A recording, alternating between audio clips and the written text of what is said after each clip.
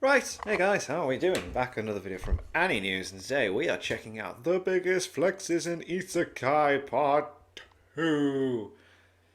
Love it. I enjoyed the first one. Let's get into it. Make sure you check out my Etsy shop and support the Patreon. Links are in the description down below. Whenever we think about a flex in anime, usually we refer to these overwhelming displays of might and power. Scenes like how I showed in the first episode, where groups of people to entire armies just get Mate, that moment though was so freaking sick. absolutely decimated by one single entity. Yo. Those typically are the most entertaining to watch, but in a genre where literally anything is possible, not every flex needs to involve that iconic display of overpoweredness. Once again, that's not a real word, but for the sake of describing protagonists in Isekai, I think I'm just gonna stick with it. Hell yeah. So, while there are still plenty of scenes to cover like Ainz's goats, Gates' helicopter Mate. attack, and so much more, for this episode I want to focus on something a little bit different. They're definitely still satisfying no flexes game, no to watch, life. but it's just the way it happens isn't through the standard, When season 2? When season 2? oh you underestimated my power type thing. In fact, none of these flexes relate to that type of power at all. Okay. No. Instead, it's more so people getting owned by the protagonist's wit and intellect. Oh, okay. So if I remember correctly, Log Horizon, didn't he do a whole thing to purchase a building of some? Oh, I can't remember it, but there was something clever there. Flex is more associated with actions and words rather than the something usual happened power here. and magic. So, as we go through another set of the Excuse me. biggest flexes in Isekai, I hope you'll appreciate these gems involving characters and moments fundamentally different from last week's episode. Alright, let's start things off with the most popular Isekai we're never getting a second season. Yeah, no game, no life. You know, that one show from 2014 where two siblings conquer a fantasy 2014. 2014. It's nearly been 10. Wow. world by being really good at games. That's right, I'm talking about No Game No Life. Hell yeah. A series filled with moments where our protagonists flex their skills after being underestimated. In fact, Quite a if I lot. was to choose a show that best captured the essence of what I talked about in the intro, No Game No Life would probably be it. So, what is No Game No Life? Well, it's two You know, don't be daft. prodigy gamers who get isekai'd into a world where everything is decided through games. Which is cool. Want I to love fight it. for control over an entire country? A game of rock, paper, scissors would do just fine. The thing is, out of the 16 races that inhabit this world, humankind rests at the bottom. Their lack of affinity when it comes to magic have rendered them unable to sense when other races would use it to cheat. So, with Shiro and Sora being these lowly humans, it's only natural every opponent they face look down on them as weak. Especially Jibril, who's going to be the victim of our flex this time. Right. Now, to put into context just how unfair this matchup was, well, Sora and Shiro are just two regular humans. They're just humans, yes. They can't use magic, and their only power is the extent of their intellect. As for Jibril, she comes from the 6th ranked race, the Flugel. Literal god-killers with a boundless capacity for knowledge, who also happen to be immortal and possess one of the strongest affinities for magic. The core thing she prides herself the most on, though, is her unmatched intellectual and cognitive abilities. Clever. You see, when I clever. say that she has a boundless capacity for knowledge, what I really mean is that her memory, calculative ability, learning ability, and tactical analysis are all practically infinite. Damn. Her IQ is completely off the charts, and her ability to absorb and retain all knowledge makes her a walking encyclopedia. Combine that with a mind that can recall all that information instantaneously, and what you get is a being who can react to every situation immediately and optimally. So, if gods didn't already exist in this world as a separate race, I would honestly say Shiro and Sora were facing one right now. Yeah. That's just how big that gap between Flugels and humanity was. Now, because Jibril was extremely aware of that gap, she was so confident she was going to win that she was willing to offer anything as a reward should it happen, leading to their wager of 40,000 books for all her rights as an individual. So, with the stakes now set and players decided, the two parties would take part in a game of Shiritori, a simple Shiritori. word game in which each player takes turns saying words starting with the end of the previous word. Oh yeah, doesn't it get absolutely right? The first person to repeat a word, I haven't watched this in ages, but yeah, I'm starting to remember. Yeah. not say anything in 30 seconds, or become unable to continue playing would lose the game and also the wager. The most important thing to note, though, is that in this version of Shiritori, anything said that's present will disappear, and anything not present will magically manifest Yeah, itself. yeah, it's a It's a it is, variant to yeah. the game the Flugel like to call Materialization Shiritori. So, when the game began and Sora started with a literal nuke, what appeared above him was 27 tons of iron about to explode. A foreign weapon Jibril was unfamiliar with, yet in the few milliseconds she had to respond, she was able to counter with the materialization of a spell starting with the letter B. Sora would then respond with Spirit Column, and the game would continue just like this with various things materializing and vanishing. Where the game starts to reach its climax is right after Sora would use the word lithosphere. He had created distance between himself and Jibril, then announced the move which would initiate the end. In the previous moves he'd gotten rid of the planet's outer core and mantle, but because those were terms Jibril was unfamiliar with, she didn't understand what it was they were dematerializing. Yeah. Once she began to fall to the core of the planet though, she immediately knew their goal was to try and kill her. It was the most effective way of rendering her unable to continue playing. You see, even if she died only a trillionth of a second before them, the one who died first would be the one to lose. Yeah, out. So, Yeah. after some incredibly clever manipulation of the environment, Sora would lead Jibril into a situation where the only things left were the planet's core and a vacuum. It was a scenario he'd been working towards since the beginning, in which, once Coulom's force was taken away, an explosion the size of the Big Bang would happen instantaneously. Yo. I wouldn't really worry too much about the physics of it, but just know that what Sora created was a multiple light-year star system vaporizing hypernova. Damn. So even if Jibril was confident her Flugel traits would render her invincible to everything they could throw at her, nothing would save her from an explosion like this. It didn't matter how strong her Flugel race was, because in the face of 50 billion degrees Celsius, all would be vaporized equally. Just gone. As for how he'd led Jibril to the point that he could finish with that word, well, that was all a setup from the very beginning. He had predicted Jibril's arrogance would save him in the very first move, then used that knowledge to determine how she'd play all the way to the very end. So, not only did Sora create the most powerful attack in the history of Isekai, but he also outsmarted a being whose capacity for knowledge was infinite. Yeah. He had slain a Crazy. killer of gods with his words alone. Thus the reason Just this is one of words, the man. biggest flexes in Isekai. Okay, next, flex. Next facts. Just like next That did. one was for you, Nux. Yay. This one comes from episode 9 of Vlog Look at Horizon. Is this A what I was story thinking very of? similar to SAO, except instead of a life or death survival game, it's more so a community of players adapting to their new life within a game. In a world where 30,000 gamers suddenly awake to find they're in their favorite game for real, they must come to terms with their new reality and figure out how it is they're going to live in this world governed like an MMO. So, in addition to all the game elements still being present, they also heavily influence the way the world works.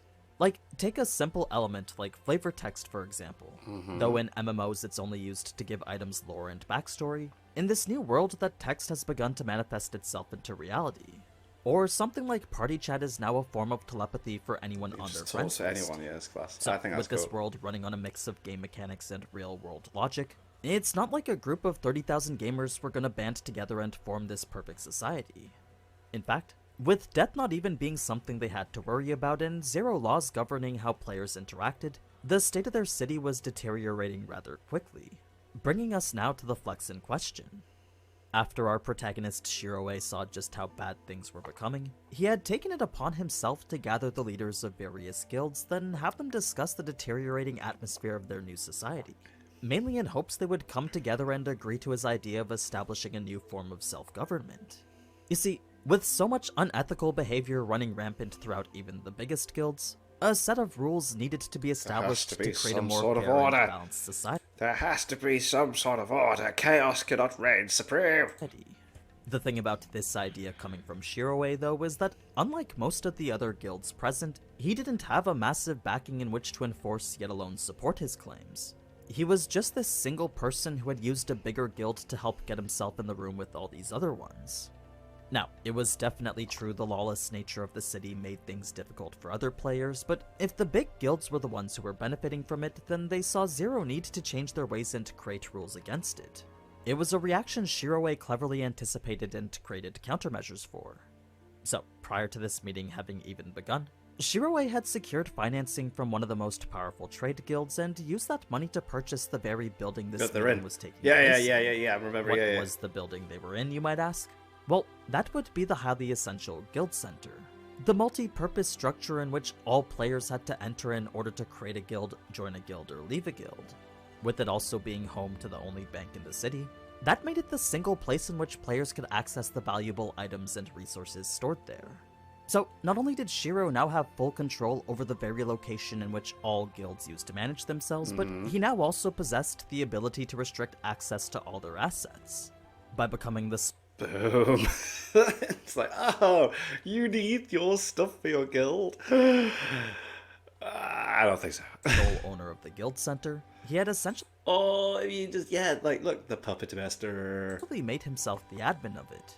He alone possessed the ability to modify its zone settings, permissions that allowed him to choose who could enter and Who who could exit. leave, yeah. That being the case, Shiroe had effectively created a means to enforce laws for even the biggest guilds. Should any of them choose not to abide, then as punishment Shiroe could just lock them out and restrict their access to everything. All their money and all their items would immediately vanish behind an impenetrable barrier from which they couldn't access anymore, which to most guilds was practically a death sentence. So clever. With the other guilds backed into a corner of Shiroe's creation, they had no choice but to accept what he was asking of them. In one fell swoop, Shiroe had secured rights for players being misused and mistreated and established a form of government which would help to improve the public order, all through a genius move no one even thought to be possible. Yes, it did involve a little bit of blackmail, but it was a very fitting act for a player whose nickname was the Villain in Glasses. Hell yeah. Besides, it's not like creating a council to help make society better was really a bad thing. He was just abusing the rules of his new reality, much like how the bigger guilds were already doing to others. It was a flex of his wit that showed his true nature as the master strategist for one of the most infamous groups in Elder Tale. Okay, these next two anime I did talk about already last time, but the flexes in Okay. both are just too satisfying not to include. Plus, I just really like talking about Gate. So, since I you need should to be watch familiar this, with man. the premise already, let's go straight to talking about the flex. This one coming from episode 8 of season 1. To bring you up to speed with a little bit of context, our protagonist Itami was called to speak in front of what's essentially Japan's Senate. Him and his group had just fought off a dragon, and both parties of the government had prepped questions pertaining to that and the refugees he brought with him, all of which was to be streamed on national television. Of course, with this being a highly politically motivated summit, it was only natural the opposition party choose questions that would make the current government look bad. Like, if they could make it seem as if the current government couldn't handle the special region, then perhaps reform from their end would become possible. That being the case, numerous questions would be asked trying to get some sort of negative response from Itami, Lele, and Tuka, but none would give an answer this councilwoman could work with. Nothing she asked was making it seem like the JSDF was failing at their duties. When she finally got to Rory and saw her gothic attire though, the councilwoman knew this was the opportunity she was looking for. You see, if this girl was wearing dark clothes like that, then for sure she had to be mourning the loss of someone close to her. Someone the councilwoman knew she could blame the JSDF for not being able to protect. So, as she grilled Rory with question after question, she became increasingly arrogant as Rory could only respond with silence and confusion. She mistakenly assumed she was backing Rory into a corner. Okay. But just as she thought she was about to get the answer exposing the JSDF's failures, what she got instead was an extremely satisfying combo of humiliation and disrespect. You see, rather than answer stating how the JSDF failed her, Rory simply asked if this councilwoman was an idiot. She would ask this multiple different times, and after each and every instance she would refer to the woman as. So, not only did this councilwoman just have her entire argument debunked, but she was also being reprimanded by a girl seemingly 20 years younger than her. Damn. Like, straight up insulted for asking such idiotic questions. Not to mention all while being called a little girl the entire time, which I should remind you was also on national television. Oof. So, as the councilwoman tried to save whatever microscopic fragment of face she had left, she attempted to grasp the only bit of leverage she could. The fact that she was older and a younger girl should respect their elders.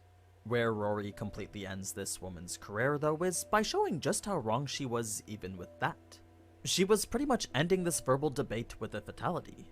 I mean, here this councilwoman was failing her job and being called an idiot, and right when she just so arrogantly scolded Rory to respect their elders, Itami steps in to hit her with the Uno reverse card. He revealed Rory to be the oldest person out of everyone. Now, I don't know if a flex of age is something just any person would be proud of, but I guess if you're an immortal demigod, it's a little bit different. Okay. So, as soon as it was revealed that Rory was actually 961 years old, the councilwoman could only stare in shock at her utter defeat. It was a classic case of someone being confidently incorrect, to which it is always satisfying to see them get put in their place. Now, I wouldn't really call the age reveal a flex on its own, but when given the whole lead up as to how it happens, it's that entire interaction with Rory that makes it one. Seems cool. Everything from her demeanor to the way she responded and reacted were all elements that I think make this scene one of the biggest flexes in Isekai. Alright, this last Saga flex, of though Sanya very the simple, is Evil. actually significantly bigger than the one I showed last time for Yojo Senki. Since I had watched the movie so long ago, I completely forgot this scene had even happened. Oh no. I don't think I've watched the movie. Oh, I will suffer spoilers for you all. So, for those unaware, this is a flex from the beginning of I might Yojo have. Senki's first and only movie. I can't The Rishi remember. Federation had just declared war on the Empire, and Tanya's battalion would be tasked with supporting the front lines by any means necessary. Okay. The thing is, since the mission she was previously on had them located behind enemy lines, supporting the front didn't necessarily mean physically going and fighting there. No, it was far easier to just go straight to the enemy capital instead. Right. They were already halfway there, and it would be much faster than taking the long way around while safely trying to get to their side of the front.